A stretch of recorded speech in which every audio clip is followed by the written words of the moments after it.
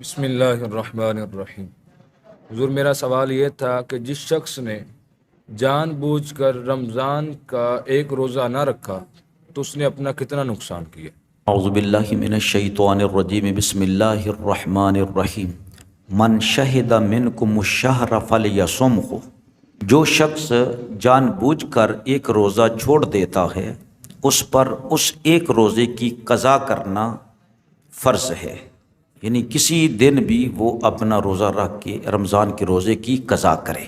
ہاں، اگر وہ ساری زندگی بھی روزہ رکھتا رہے تو اس کا ثواب اس روزے کے برابر نہیں ہوگا جو رمضان کا روزہ اس نے جان بوجھ کر چھوڑ دیا، یعنی بیمار بھی نہیں ہے، کوئی رخصت بھی نہیں ہے، کوئی مسافر بھی نہیں ہے، تو جان بوجھ کر روزہ چھوڑ دیا تو اس کے برابر ثواب نہیں ہو سکتا۔ ہاں، قضا ضروری ہے۔ جس شخص نے روزہ رکھ کر توڑ دیا تو اس کے بارے میں کیا ہوگا؟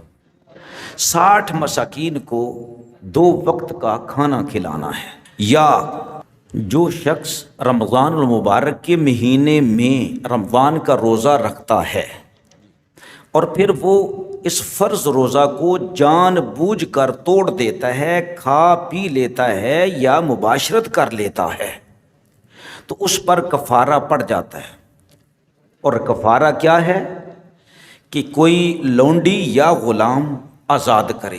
وہ صورت تو اب نہیں ہے، دوسری صورت یہ ہے تو وہ 60 دن کے روزے رکھے، 2 مہینوں کے روزے رکھے، ایک روزہ توڑنے کا کفارہ۔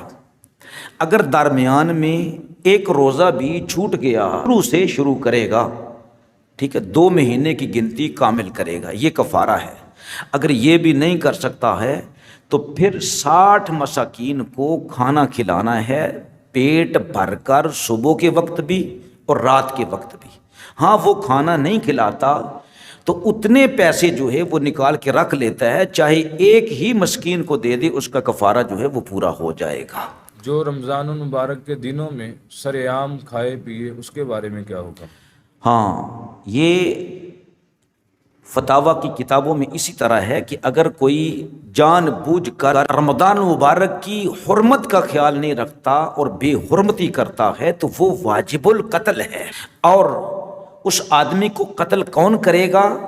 حکام تک اس کو پہنچایا جائے گا، اور اس وقت کا جو مسلمانوں کا جو شرعی ریاست ہے اس کا حکمران جو ہے وہ اس کو قتل کروائے گا۔ جو شخص رمضان المبارک کے روزوں کا انکار کر دے تو اس کے بارے میں کیا ہوگا؟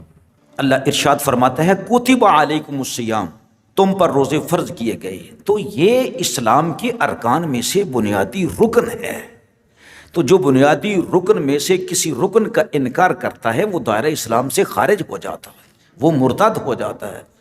لہٰذا یہی اس کا حکم ہے، جو رمضان مبارک کو نہیں مانتا ہے، اس کے روزوں کو نہیں مانتا ہے، تو وہ دائرہ اسلام سے خارج ہو جاتا ہے۔